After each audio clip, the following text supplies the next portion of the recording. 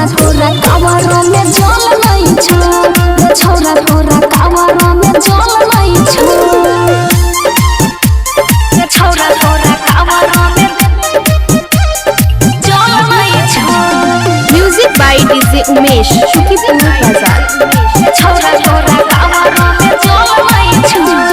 गिर गेले जल जब बहै चलै हवा ओ नहीं तू खुश छौरा तोरा सरे बाबा तोरा सरे बाबा गिर गेले जल जब बहै चलै हवा ओ नहीं तू खुश छौरा तोरा सरे बाबा तोरा सरे बाबा रखने चलता कोनो फल नहीं छा रखने चलता कोनो फल नहीं छा रे छौरा तोरा कावरो में जल नहीं छो रे छौरा तोरा कावरो में जल नहीं छो रे छौरा तोरा कावरो में जल नहीं छो। Music by DJ Umesh Shukipur बाजार। रे छौरा तोरा कावरो में जल नहीं छो मान जतै भोला हमर सुध छै गई मन कोई छौरा छौरा तोरा बड़ा टेंशन बड़ा टेंशन मान जतै भोला हमर सुध छै गई मन कोई छौरा छौरा तोरा बड़ा टेंशन कृष्णा हर भजन सत कल नहीं छा कृष्णा हर भजन सत कल नहीं छा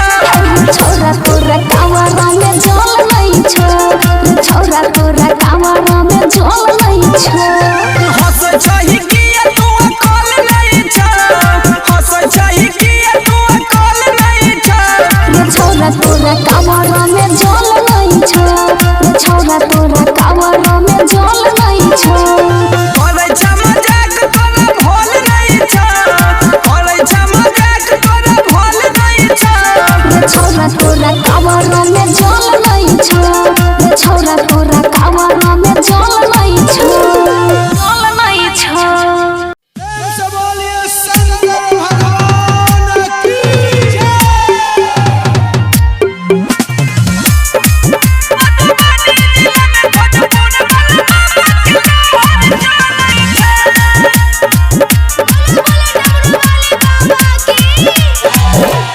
तब से चढ़ गेलै सावन महीना चर्चा चलै छै रोज सब दिना हो जब से चढ़ गेलै सावन महीना चर्चा चलै छै रोज सब दिना पंडा पुजारी करै रंगदारी थाना सोहरी डरै छै मधुबनी जिला में भोजपुर वाला बाबा के लहर चलै छै दरभंगा जिला में विदेश्वर बाबा के लहर चलै छै लहर चलै छै। डीजे ओम संकट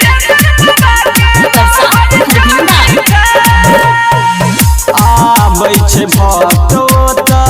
रोज सुबह शाम के चर्चा चलै छै खाली बाबा के नाम के बाबा के नाम के हो आबै छै भक्त ओतऽ रोज सुबह शाम के चर्चा चलै छै खाली बाबा के नाम के पंडा पुजारी करै रंगदारी थाना सोहरी डरै छै मधुबनी जिला में उगना बाबा के लहर चलै छै दरभंगा जिला में विदेश्वर बाबा के लहर चलै छै लहर चलै छै। डीजे ओम संकट कृष्णा कन्हैया कर तोरे गुणगान हो पप्पू वीरेंद्र संदीप देने छ ध्यान हो हो बाबा साधु सिंहनिया तोरे गुणगान हो संतोष बबलू बाबरिया देने छ ध्यान हो पंडा पुजारी करै रंगदारी थाना सोहरी